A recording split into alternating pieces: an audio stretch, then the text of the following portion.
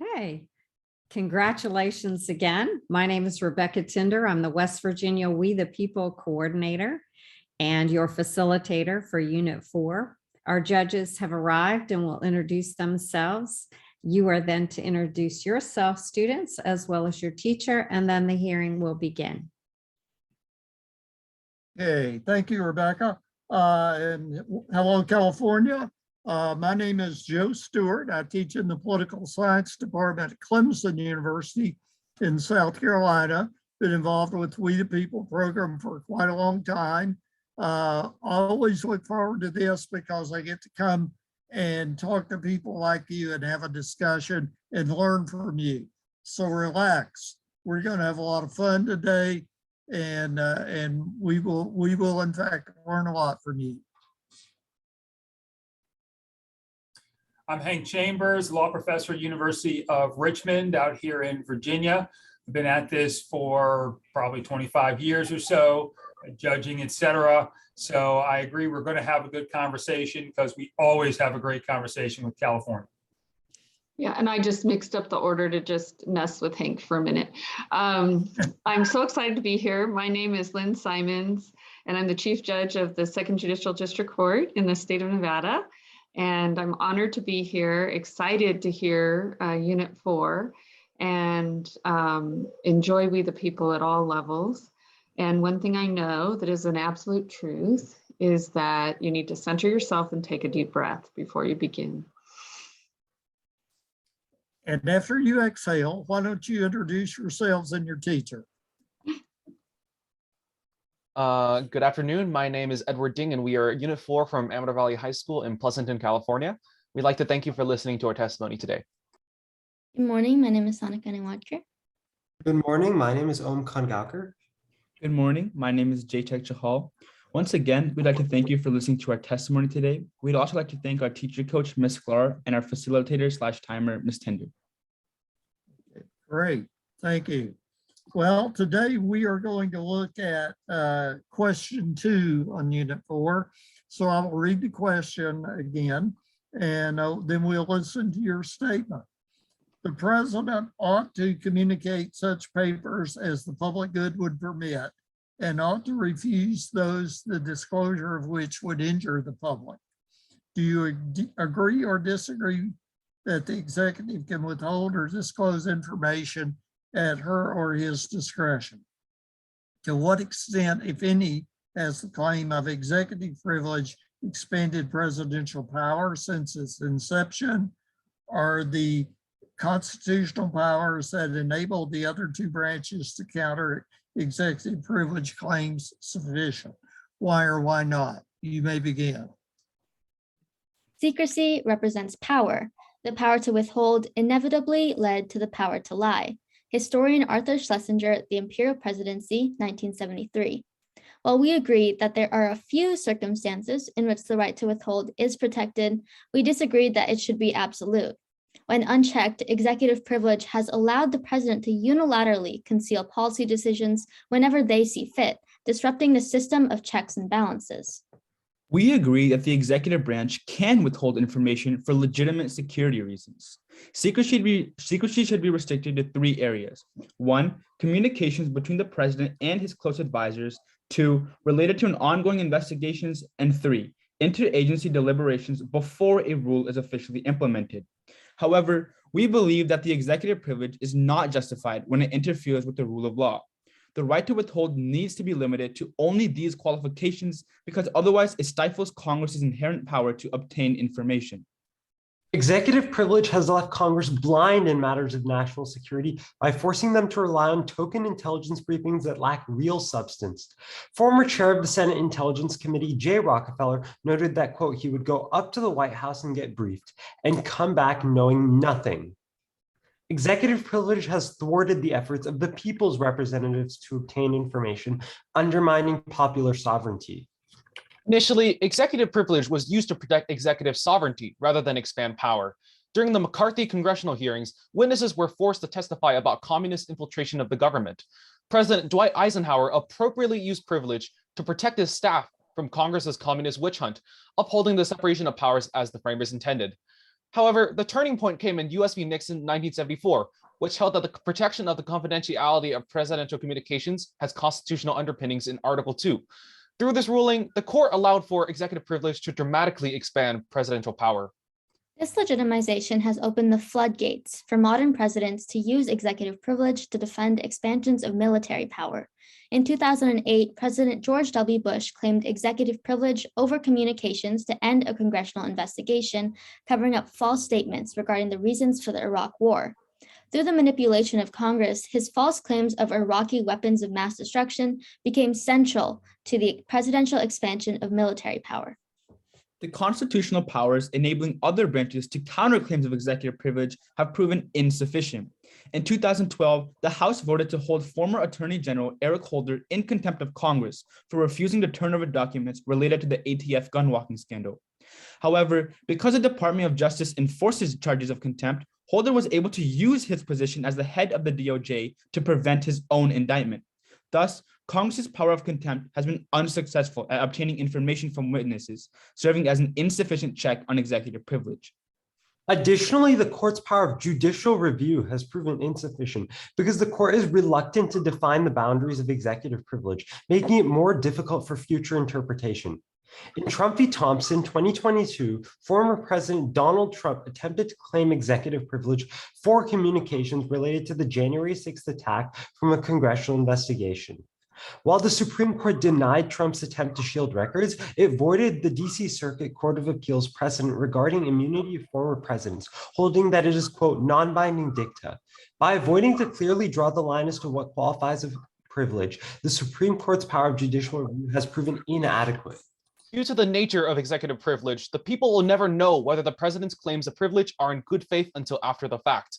The line between the executive's right to withhold and the legislature's right to investigate needs to be better drawn in order to preserve democratic accountability and protect the people. Thank you. Thank you. Okay, you say that it is a legitimate use of executive privilege to protect the president's communication with close advisors. Given that we now have an executive office of the president that's maybe 500 people, is that something that has expanded the power too much? Well, I believe it has expanded the power too much.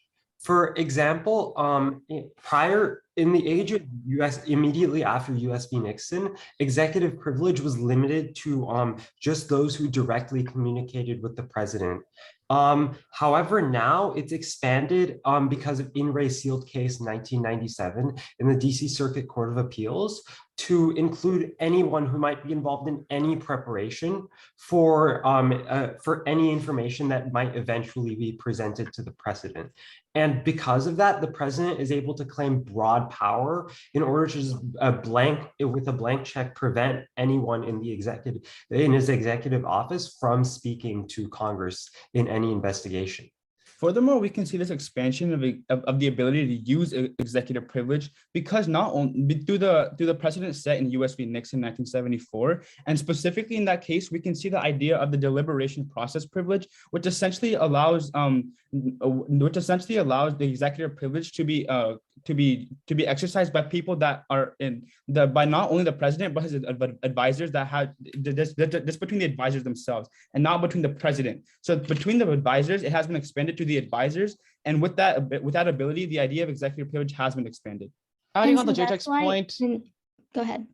Okay, adding on the JTEX point, I agree that the court has failed to really consider the impacts of this presidential advisor and how that expands the power of executive privilege. Because as we can see in the case of US v. Nixon, for example, the incriminating so-called smoking gun tapes as when Nixon tried to cover up the Watergate scandal were actually between President Nixon himself and a close personal advisor. And this may have influenced the court's perception because it was relevant to the facts of this specific case. And the court simply hasn't considered the expansion of the administrative state past this exact point. So you mentioned that you're right, that you don't know if it was exerted in good faith until after the fact. It really is a hindsight mechanism. And you advocate that the privilege needs to be better drawn. How? And how would it be better drawn specifically?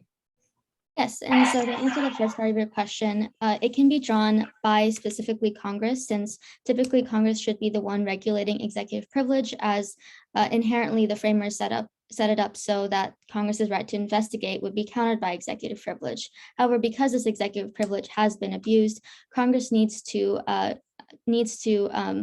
passed the Executive Privilege Codification Act proposed by Emily Berman in 2009 that writes down on paper that what these standards are, while also just limiting it just to that. And so it'll give Congress a stronger legislative backing in pushing back on executive privilege, and will strengthen Congress's power with that.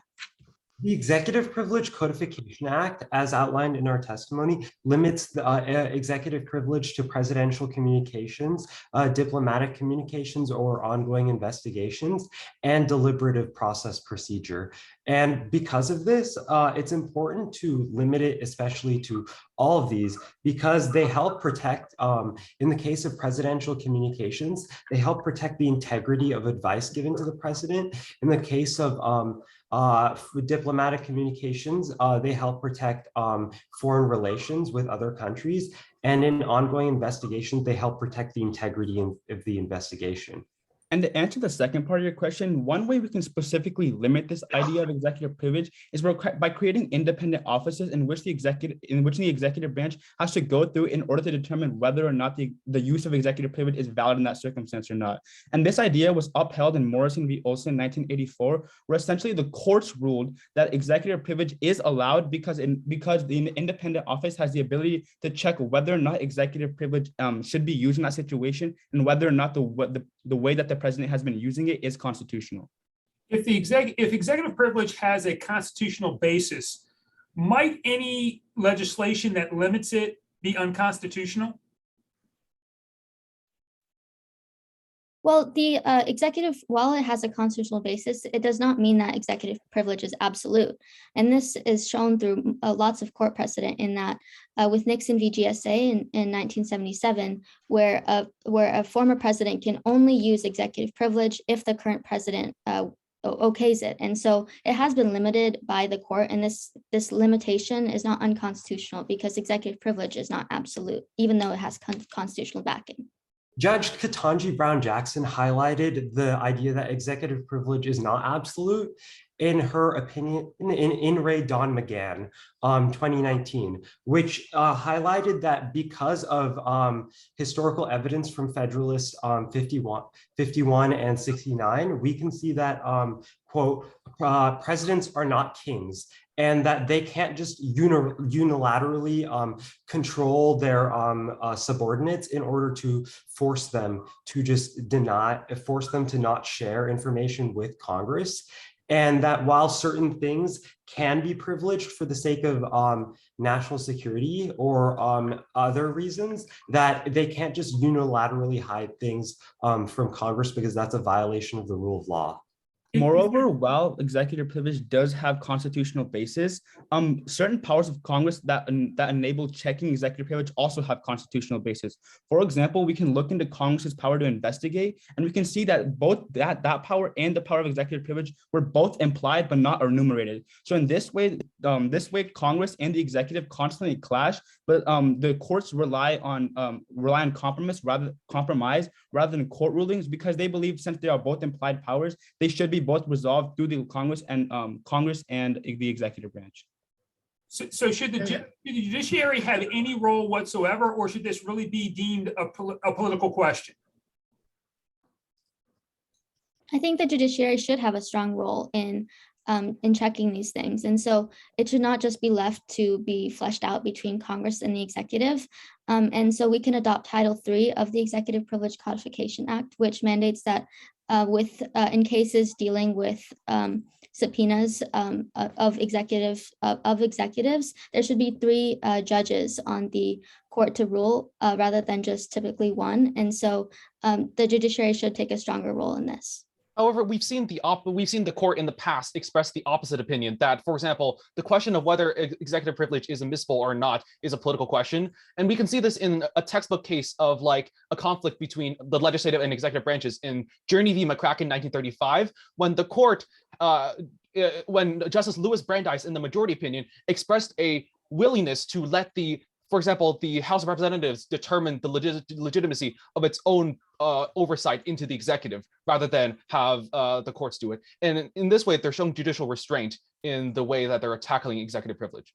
I agree with Edward, and we can further see this in the court case US v. AT&T 1984, where many justices believe that both the power to investigate and the power of executive secrecy are both implied and serve as checks on each other.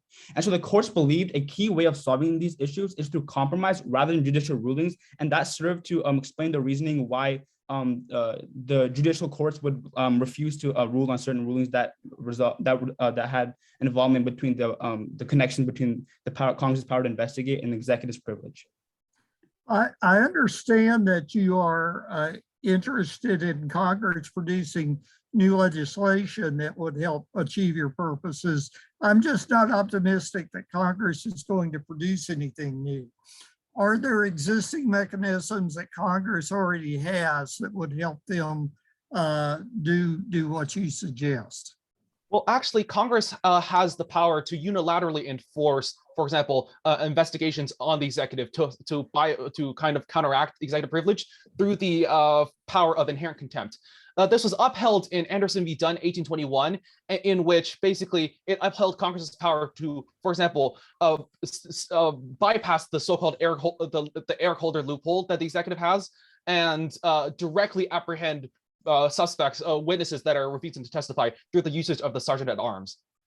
Congress also has the power of statutory contempt, which allows it to refer a charge of contempt that it passes as outlined in Title II, Section 192 of the U.S. Code, and it allows it to pass a charge of contempt as a resolution and then refer it to the Attorney General for prosecution. And because of this, it can directly take on those who defy its subpoenas. However, this may I finish my thought? Referring to the Department of Justice does cause political issues. Thank you. Okay, thank you. Well, thank you. I very much enjoyed our conversation today. You took clear positions. It was interesting. You start with a quote from Schlesinger that equates secrecy with power with the ability to lie. The question is that the only source of power? And I suspect that we can think more broadly and suggest that there are other ways of exerting power. But I thought you had a very sophisticated understanding of what was going on.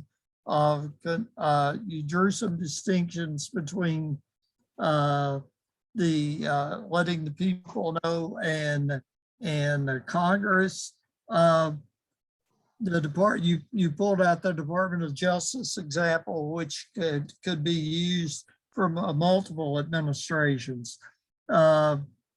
I like the citation to the Martin v. Olson case, which I don't believe we had heard before.